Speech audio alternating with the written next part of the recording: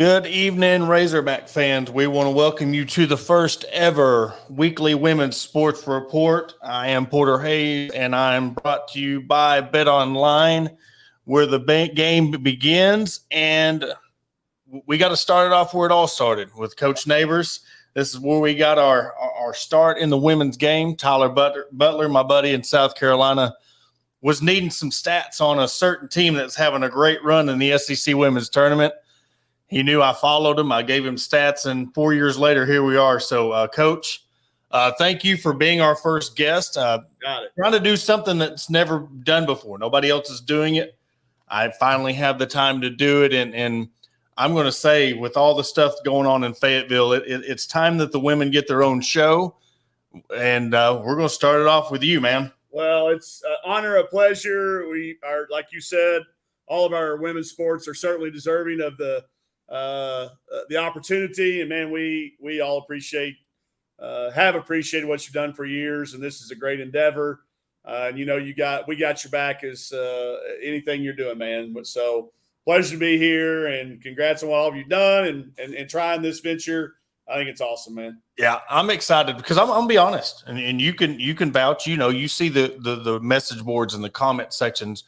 If I'd have tried to do this 4 years ago, I'd have got laughed at, or who cares? It's women's sports, or let's talk about the men. So I really want to, give a big shout out to the fans, because if the fans didn't have the interest, we wouldn't have a show. There would be nobody wanting to watch it. So I really want to thank the fans that have really grown to love the women's basketball team, the gymnastics, softball, soccer, and it doesn't help when you have the success that you've had with all the programs, but we really want to deep dive into your team. I know that you've been getting, your fall camp underway and a lot of new faces, but you got 4 returning starters as well. So you talk about the perfect mix when you're talking about you have a shortened roster, which we've talked about before. You start in your camp later and just kind of tell, the people who's not been in the press conferences and stuff. Yeah. Going back, what was your reasoning with the starting later schedule in your roster? Yeah, start there. I mean, we've been peaking too early. We've been playing our best basketball in late January, early February, and that's just not the right time to do it. We can make all the excuses for COVID and travel and all the stuff that we want. The bottom line is we haven't been as good at the end of the year as some of our teams in the past have been. I thought it was a strength of ours in the past to play our best basketball late in the year. I think our first couple teams here did. We got the SEC finals that year that you're talking about, where we got a chance to meet each other and get to know what was happening down there in Greenville. But we haven't in the last 2 years. So we want to change that. And, we toyed around as coaches with, how do we need to spread this out? How do we need to break it up? And that just seemed like that was a lot harder than let's just start later. Let's do exactly what we've been doing, because we have reached a peak to where we played good basketball, and it was just too early. So we just moved the calendar back, started a little bit later, and allowed our kids to get in here and get settled into their apartments, know where their class schedules were and know where they're going to go eat, and their teammates a little better. It gave us an extra month in the weight room to be in shape and in condition before we started. And I think as a result, we've got a really happy, hungry team right now. The second part of that question, when we decided to have a small roster, that had more to do with the kids that we had here being committed. We didn't feel like we needed to go to the portal to fill 15 roster spots. We felt like we had a returning group here, a core group that was going to be counted on, and we owed it to those kids. They were loyal to us, and they stayed when in today's society, when a lot of kids are leaving and going other places, doing other things, they stayed. So we kind of bought into each other. We as coaches bought into them. They bought into us as a staff. So we rolling with it with a small roster. When Sasha decided to redshirt this year, there was a void there. And that's when we went and got Chrissy Carr for 1 year to come in here and be a Razorback for about 9 months. And we couldn't have found a better perfect fit for that. We had those kids. We had Miriam and Sailor, practicing with us all year, really all year, with Miriam and then Sailor from Christmas on. So they know what we're doing. I don't feel like, even though they're going to be listed as freshmen, that they are freshmen. So it just has a sense and a feel around here that we have what we have, and it's enough. And I think it's really given us a lot of confidence in each other. How much of Miriam and Saylor's eligibility went into that process of keeping it at 12? Because it's not like they come into this year with a year of eligibility gone. Yeah, you right. have both of them for 4 years, and you're in a game, most people don't realize you're in a game where, you don't get to leave after your freshman year or sophomore year. You're there. So you have the privilege of having both of them 4 years plus. You have Mac and Riley, Emery, Aaron, just that solid core. And I'm really excited. And I've alluded to this I'm very excited on seeing which Mac we get, because we seen her freshman year, and it's weird. Like we were talking about how long I've covered the team. It's like she's that first one that I've seen from her freshman year start all the way to her senior. So it's like I'm watching, your kid graduate from high school. So I'm really excited to see what she does when this is. I mean, I know your team as a whole, but like this is her team and what she's going to do with it. Certainly, it's she and Aaron have really taken that leadership role over, having been the kids that have been here the longest and counted on the most. But I think Mac was playing at the highest level she played at in her career last year prior to that injury. You look at, we're up 13 at Tennessee and just rolling, and she's dominating the game and dictating the game. And we saw it without her. We missed her when she was gone, but she's back. She's healthy. That time away allowed Sam, to step up and provide leadership as a freshman last year and earn what she earned with her freshman of the year. So as hard as it was for Aaron to go through her injuries and Matt to go through her injuries last year, now we're going to see the rewards of that. But I think what you see in both those kids is just a confidence, a quiet confidence, almost a swagger, walking around. Hey, I know what we're doing before we do it. I got this, coach. You don't have to. I got it. Taking care of things in the locker room, taking care of things before they become issues. And it's just really nice to have both of those kids. And I think everybody's going to be pleasantly surprised with, both of those kids. They'll both have the opportunity to come back next year if they want to, with that COVID year still in play for both those kids. So, but yeah, all that went into there. I didn't want to go in the portal and add a bunch of roster people because we got freshmen coming in next year too that we're counting on. So we're going to roll with who we have. And I think in the long run for women's basketball, it's not to say that on the men's side you can do it that way. It's different. It's a different sport. So for us, the way we recruit, like you said, the way we retain players year after year, it's almost like a fantasy keeper league. You keep those kids. You're not going to lose them in the draft. So I just felt deep down inside that it was the right thing to do. I mean, if I had a kid that was on this team, I don't think I'd have want a coach to go out and just, search that transfer portal for maybe an upperclassman from another league that hadn't been here before, that maybe had more experience or more this or more that. I think we should count on those kids that we asked for a commitment from, and they've given it to us. And I think it's going to pay off for us, and not only in the short term, but the long term. Well, and when you have the true depth you have, you're adding basically pretty much a roster spot that probably wouldn't get to play that much anyway. When we shake it down to it, and not taking anything away from whoever you would have added, but just looking at the depth top to bottom, this is going to be the most talented roster, in my opinion, that you've ever had. So it's when you're talking about the continuity of this team, and then you're trying to figure out what you're going to do with this new piece to this puzzle that you've already it's the risk isn't worth the reward when you got this team coming in with what you're practicing. And being able to talk to Saylor, and you're talking about the COVID stuff and just what she dealt with, and you really you never get to really sit down and talk one-on-one with these kids what it was like to go through that, and hearing her story about what she went through. And just you think that just because it's a 5-star recruit, and you don't know what's going on inside and what's going on in the backstory. And it really took me in perspective of, because everybody just looks at your scoreboard and your success and your record. Yep. They don't look at what is going on behind the scenes. And just, I'm just telling you, like, talking to her and her sharing her story, it was just, you take a step back, and it really just makes you think about the last 3 years in a whole different light. that's why my job's the best job in America. I get, every kid's got a different set of circumstances, and we get to help them navigate that. Get to be there for them as we go through it together.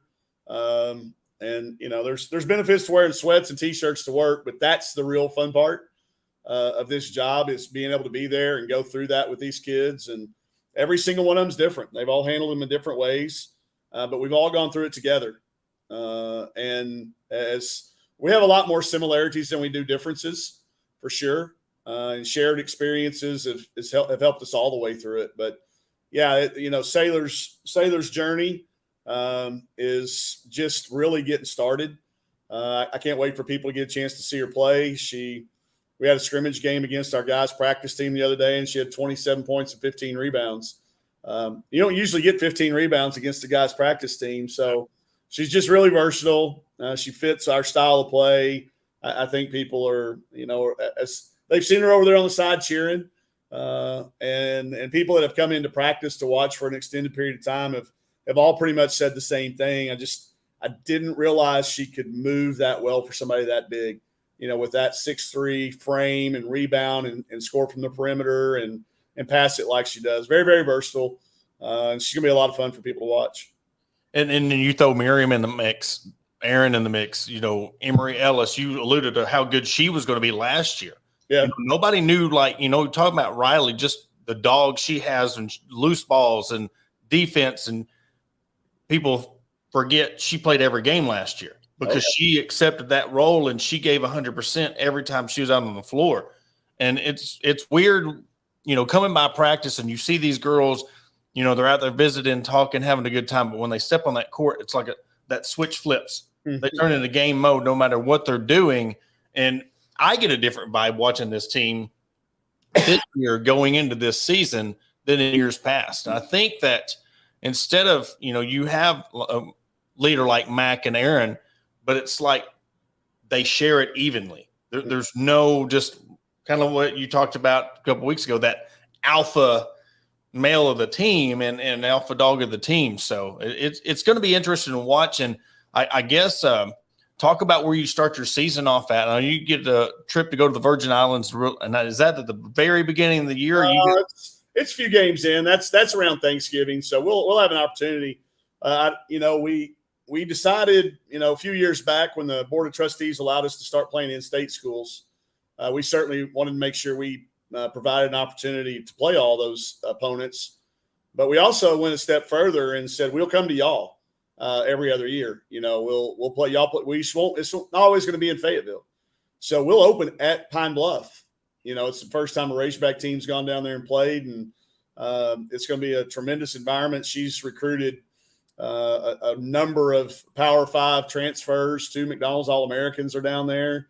So it's going to be a heck of a way to start it. We'll come back home against Central Arkansas on that Friday, and have our kids' day on that Friday.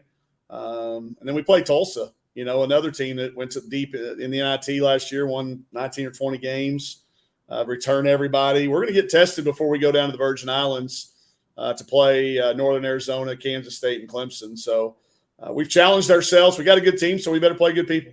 Yeah, I was kind of disappointed. I've been asking you for 4 years to schedule Clemson for me, and you finally do, and it's got to be, in the Virgin Islands. So, that's as close as I can get. I went up there in the ice storm, drove 3 hours in ice storm from Ozark to Fayetteville to watch the men's. I can't remember what year it was. It was 11 or 12 or something like that when Clemson played the Arkansas men's basketball, and there was an ice storm, and I was like, I'm going. So it took me 3.5 hours to get there, but I went there. Or I can assure you there will be no ice storm in the Virgin Islands. No. There may be some high winds and a hurricane or something, but the ice storm will not hit. And I thought I was doing you a favor scheduling, in a tropical paradise. There you go. But I'll have to make sure you got that overseas media pass. If I get that passport and that overseas media pass, I'll be good to go. Don't even need a passport, man. It's United States, the U.S. Virgin. There we go. That's right. There you go. Well, Coach, again, man, I really want to thank you for jumping on with this. Again, do this every week. What we're going to do is, run down scores, try to bring players on, your recruits and, prospects, to try to do everything for every sports because, again, right now with women's basketball about to start up. You got soccer ending up, but then you got volleyball. You know, I mean, it's everything going on right now in the world of women's sports and golf. So golf's going good. It's a great time to be a Razorback fan. It's a great time to be a Razorback, period. So what you're doing, we appreciate. Let us know what we can do to help you behind it. And our student athletes will always be there, and we appreciate the highlight. And just keep doing what you're doing, man. Pioneers. It's scary being a Pioneer. My papa used to say Pioneers get bloody, when you bust through that door. So we're there for you, and just do what you've done all along the way you've done it. And this thing's gonna be dynamite. I appreciate it. Well, that's Coach Neighbors of the Arkansas women's basketball team. Congratulations on this year and good luck. Coach. See you. Well, that was Coach Neighbors. Like I said, that's where it got it started, 4 years ago, getting to cover the women's basketball team in SEC, where, my dad's side of the family is from Greenville, South Carolina. So it was kind of out there for family. My buddy Tyler Butler was there covering it, and it just kind of went from there, started writing for him. He wanted to know about this year that, Chelsea Dungy and the team went on that run. But, again, we're going to do this every week, 30 minutes dedicated to the women's teams. And moving on to the gymnastics, they just announced that their schedule is coming up. They're going to actually be doing 2 meets this year inside of Bud Walton Arena. They had 10,000 there last year in the single meet. And returning is Kennedy Hambrick, and then you had the graduate from UCLA, highly All-American Nora Flatley from UCLA. They will start off in December, and it's one of them sports that it's individual. They go by team, but it's another fun sport. You're talking about women's sports that it's just amazing to go watch this gymnastics. It's so technical, and the judging, and that they're just having to go out there and almost be perfect to win these meets. And it's just, they start on the December 18th, and then they go into January in the SEC championships in March. So plenty of times. They got 5 meets inside of Bud Walton Arena. I mean, not Bud Walton Arena, in between Bud Walton Arena and Barnhill. So it really gives that atmosphere of what is going on with Jordan Weber, all of her returners. And so definitely got to go check them out. And then, the volleyball team, which also plays in, Barnhill Arena. They started off really strong, was having a great year, kind of hit a little bump in the road against Kentucky. But they are now 11-5 on the year, 2-4 in conference play.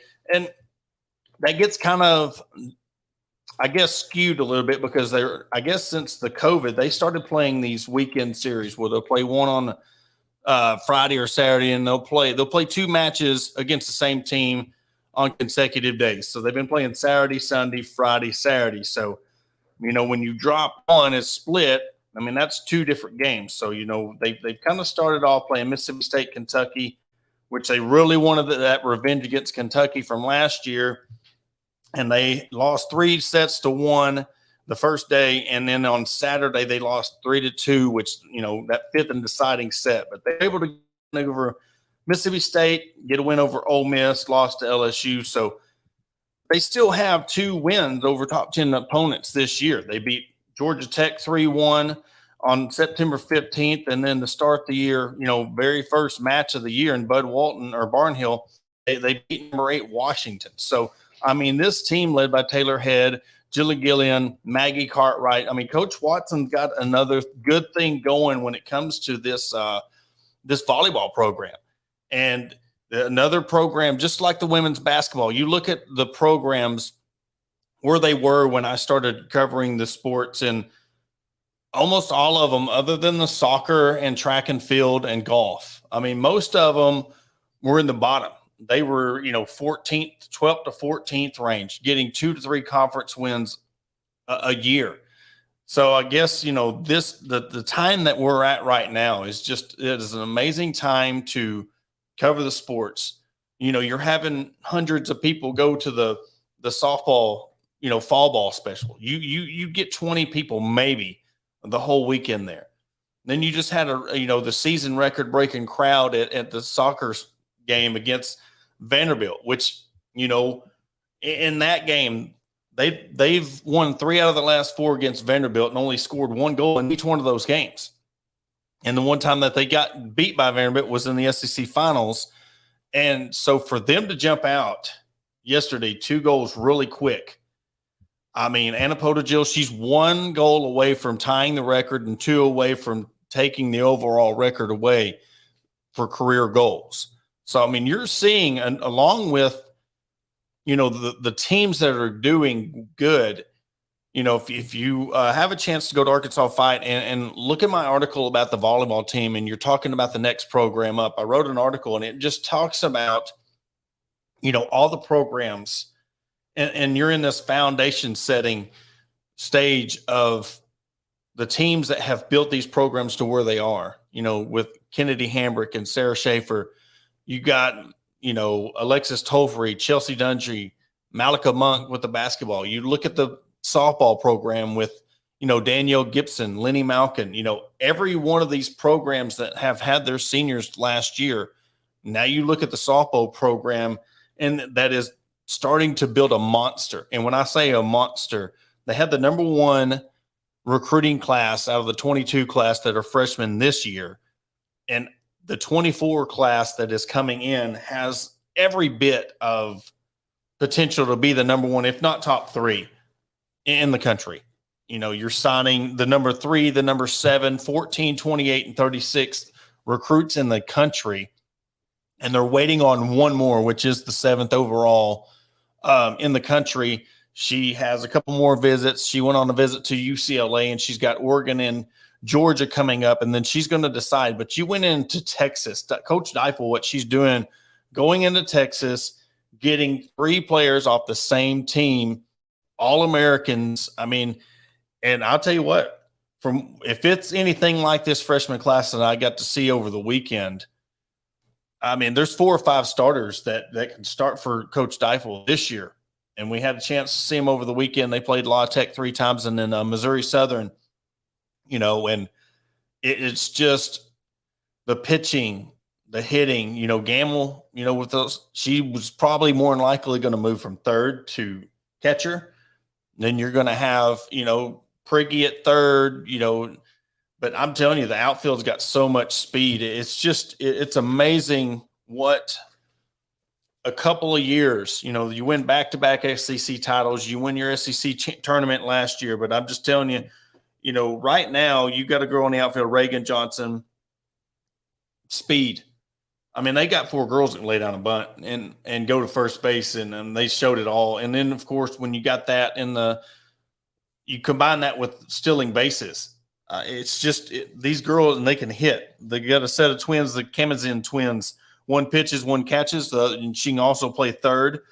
Callie Kildo really has stepped up from Gravett. Christina Foreman, she come from Duke. And then I mentioned Kylie Halverson. She come from South Dakota State. I mean, this team is going to be loaded with talent. And I've mentioned all those players, and I didn't even mention the reigning SEC pitcher of the year in Shanice Dells. I mean, that's going to be their biggest question mark, is who's going to be that number 2 pitcher coming up.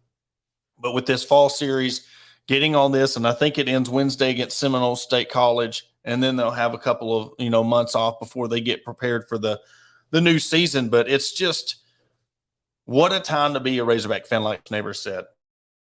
Time to go out and support all of these women's sports.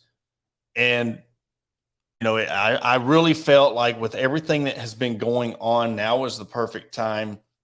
The interest is there. The fans are there. They deserve it.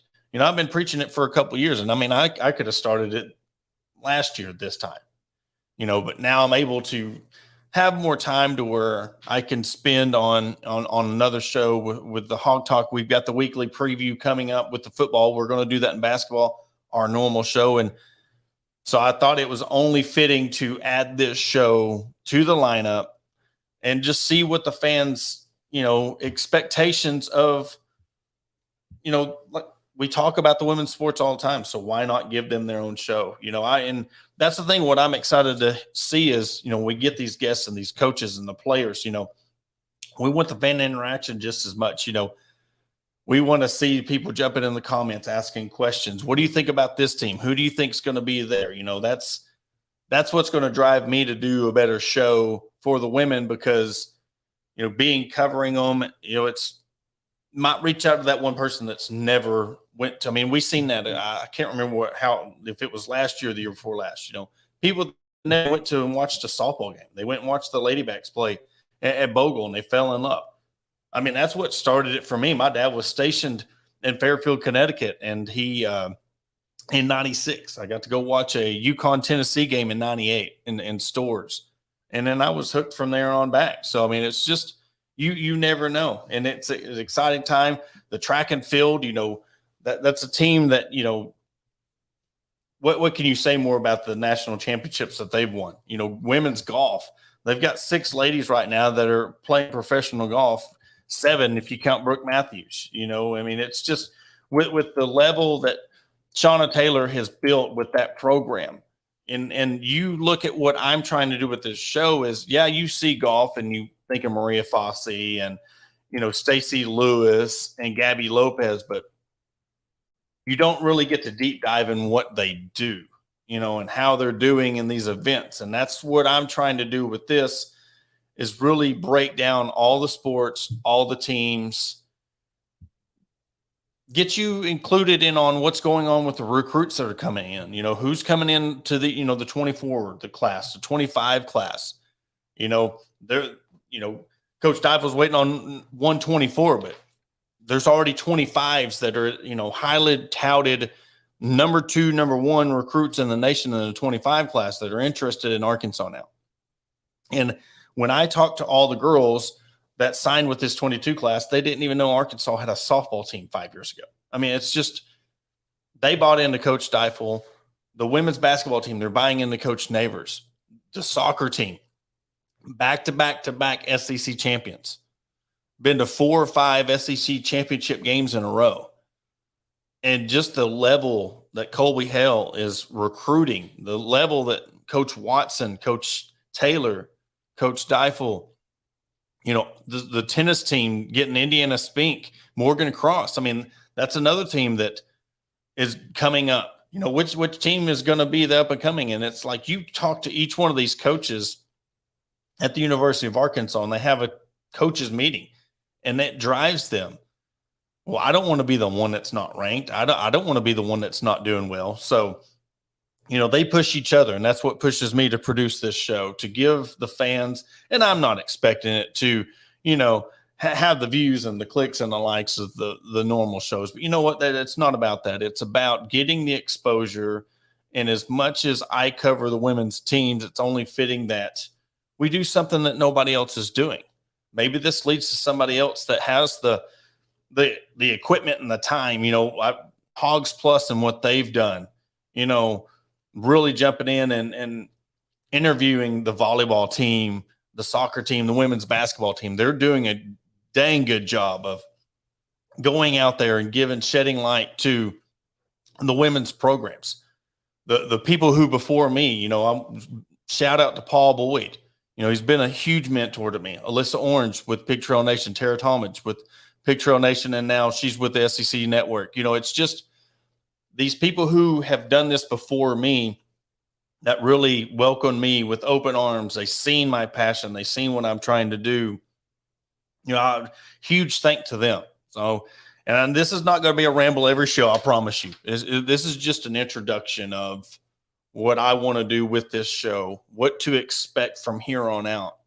30 minutes once a week, give you a rundown of the scores. And, again, record breakers. Jill Gillen, coming up on the kills list.